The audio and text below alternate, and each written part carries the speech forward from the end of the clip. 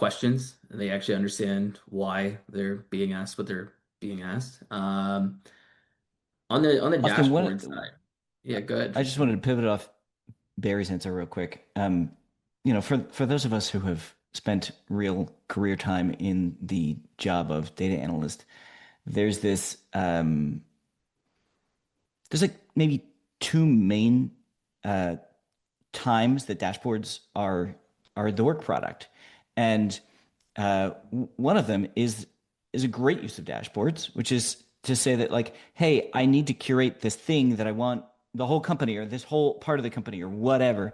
I want them to look at every Monday or on some cadence, and that dashboard becomes a part like a key part of a business process. It is like highly traversed. It's like that's not going anywhere. Like that the point of that is its consistency and its predictability. It Mhm. forms the cornerstone of a business process. But dashboards are also created to, or have historically also been created as a part of ad hoc analysis. And I think that part is largely going away. The interface whereby that dashboard is created is not the best way to do ad hoc analysis. Conversational interfaces are better. Like a ChatGPT interaction is actually very similar to a Jupyter Notebook interaction, just like with English natural language or whatever Yeah. natural language. And so like I think that things just bifurcate. I was actually against the 56% or whatever. I was like, it's going to be for dashboards are going to be for highly curated stuff, and there's going to be tremendous amount of rigor put into them and all of this stuff, and then all of the ad hoc stuff is going to go elsewhere, which I think is good.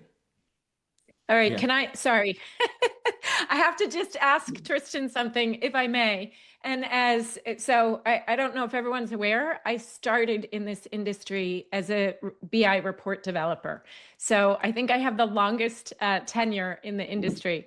Um, but I would say it's the definition and the how the dashboard gets created. So fully agree that a starting point of important KPIs are necessary, but did we need to take weeks to develop that?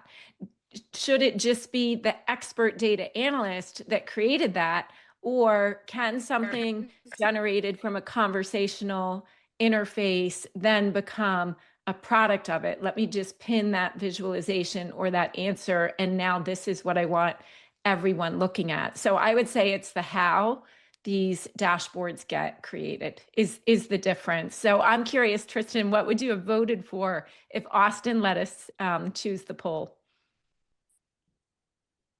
Oh, I definitely was in the later one where it was like uh, AI will replace many dashboards, but not the most mission critical ones. Yeah. Do you Thanks. think we blur the lines too much between like building a dashboard and ad hoc analytics? Because a dashboard, I mean, think of the literal like your car dashboard. The car dashboard hasn't changed in decades. There's five things we actually Yeah, care about that we need to know at all times. And what really matters is when the check engine light comes on. And that's when the real diagnosis actually comes out. And that part is where I think AI will come into a lot of the in yeah, this.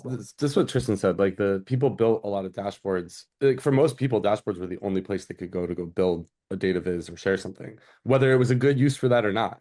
There's a lot of Yeah. stuff that got wedged into dashboards that didn't really belong there. Like I'm not gonna do a whole hex pitch or whatever, but like it was a huge thesis and a huge part of our growth was like we had this much better format for doing all this other type of work. You can also build dashboards, whatever, but like it just things got crammed in there. In fact, an interesting thing I've been thinking about recently is like dashboards were the only place most business users or people with access to those tools could go to build and publish really anything. All sorts of things got wedged in there. And now when you look at what you can do with Gen AI, Code Gen, you can kind of like look at a dashboard as almost like a subset of all the different things, types of things you could go and build that are these sort of interactive experiences. And that's just gonna be super democratized and be really cool. And I think it'll open up to new ways to even think about what are you building when you're publishing that. We talk about data apps and Hex, and people talk about that elsewhere. Like there's even like a deeper level of interactivity and integration that you could get of like the job to be done is not I want to build a dashboard in some cases. It's I want to build and publish an interactive experience so other people can understand or take action on things. And that can be much bigger than like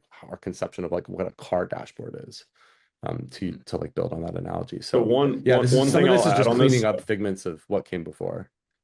So one thing to do on this, I think one of the things we're conflating a bit is there's the definition of what's the thing that matters to you that you care about. And I think that's where a lot of the ad hoc analysis goes into what's the metric that we care about? How is it moving? How do I actually go understand that? And again, a bunch of that's happened in dashboards. I think Tristan, your point was exactly right of like that's not a great interface for that. Having more interactivity and iteration is incredibly important. And that'll be a chatbot, a notebook, a combination of those, something like that. But then I do need to get to a point where I say, hey, this is the metric that the whole team agrees on. Like we're going through our planning right now. We're agreeing on all the metrics that we care about for the next 12 months. We need to define that and lock that in somewhere. And I don't think like that still is going to be incredibly important. And that can be in a metrics layer. That can be, I think, again, traditionally that was in the BI tool because that was the only real place to do it. But that's not the right place for it. It should sit a layer lower. And then, as what Barry was saying, there will be a lot of different ways that people want to interact with that KPI, that metric, and to ask follow-up questions to understand what's going on. Some people will want a nice line chart that goes up and to the right and looks the same every day, but other people are going to want to have a deeper conversation with it. They're going to want it to be embedded in the workflows that they're already going through when they come into work every day. I don't want to having to go to the dashboard as a separate place doesn't make sense. Just bring it in and put it in front of me wherever I'm operating. We're seeing some really interesting stuff internally where, we have dashboards built in a bunch of different things. We use a bunch of different BI tools. We also have a bunch of things like Streamlit and other stuff where you can build them internally. One of the things I've seen most recently is we have a coding tool called Cortex Code that we just launched earlier this week, but people are building skills in that for their specific set of KPIs. So you can just go in and say, how's my project doing? And it pops up a bunch of visualizations to show you what's going on. And as long as multiple people ask that same question, they get the exact same piece. That then can get stuck into emails and a bunch of other ways that people can interact with it. But different people can interact with that same definition of the same information in many, many different ways. And that to me is, I don't know that you would call that a dashboard. It's sort of a next generation way of solving that same problem, but with a consistent definition that multiple people can agree on. Yeah. So I think the one underlying thread everyone agrees on is that AI is obviously going to change how we go about building analytics, interrogating our data, and coming up with new insights, even in an ad hoc way. So as we shift from people delivering insights to people building potentially agents that deliver insights, who is responsible for the answers? And Tristan, I'll start with you on this one, but who is responsible for the answers that are being delivered by these AI analysts? Is it the one that built them? Does the business own it? What do you think?